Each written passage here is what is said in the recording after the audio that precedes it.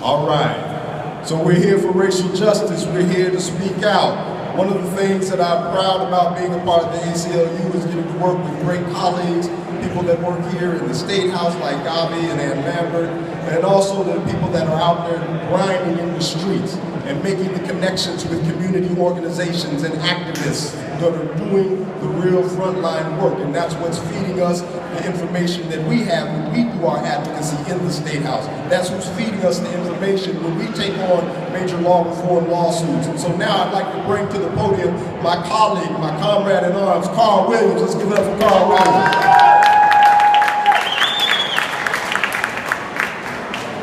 Thank you. I want to thank the Black and Latino Caucus and the Women's Caucus, the Progressive Caucus, and also I want to, in a little bit of a Venn diagram, some people behind me, I think, are on all three of those, right?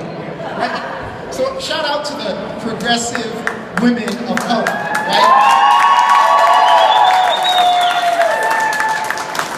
And Rahsaan said, my comrade in arms, you're going to get the NRA folks all excited if you say, we're going to see over there and you're going to get all riled up. It's dangerous in here. So I just wanted to speak very briefly because there's a lot of folks with some powerful things to say.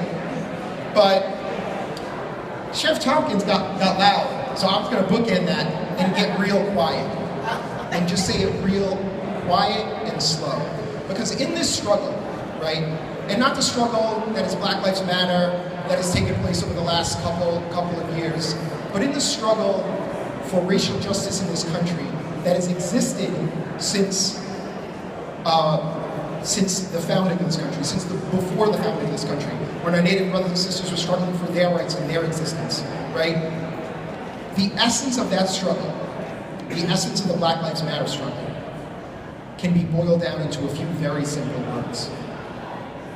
And it's this: we get free, right? People are struggling to be free. Black people are struggling to be free in this country. Women are struggling to be free in this country.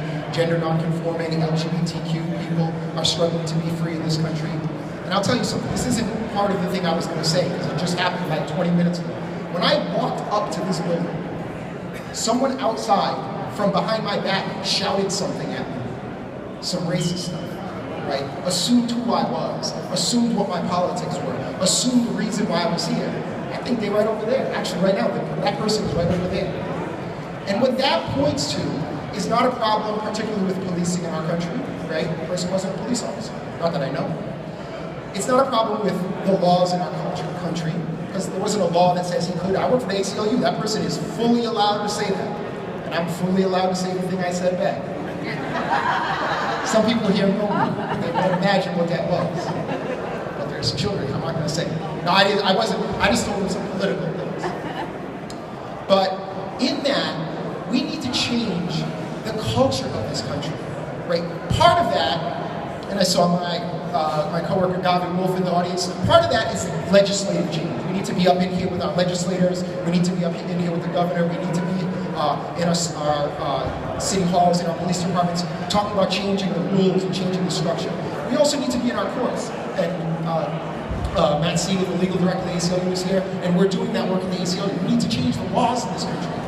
But more than that, but using those two things as part of that, we need to change the culture in this country, right? That assumes Black people are dumb. That assumes Black people are thugs.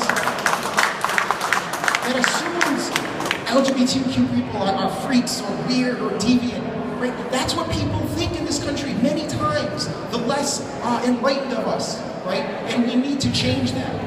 That Latinx folks are somehow, they're undocumented, or they're lazy, or they snuck across a border. That they're stealing even the word our, that they're stealing our jobs, right? That's a culture change that needs to happen in this country. And we need to use it, and I'm going to say weapons. We need to use every weapon that we can to lovingly change that part of our country. And part of that is us today. Part of that is, loving our brothers and sisters from the NRA and from Goal over here, who are a little bit, got some interesting ideas from what I heard from someone walking in and what they said to me. But we need to talk to those people, and we need to say, look, we're all part of this country, citizens and non-citizens, right?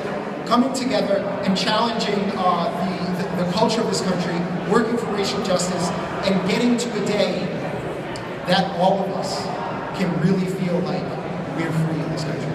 Thank you.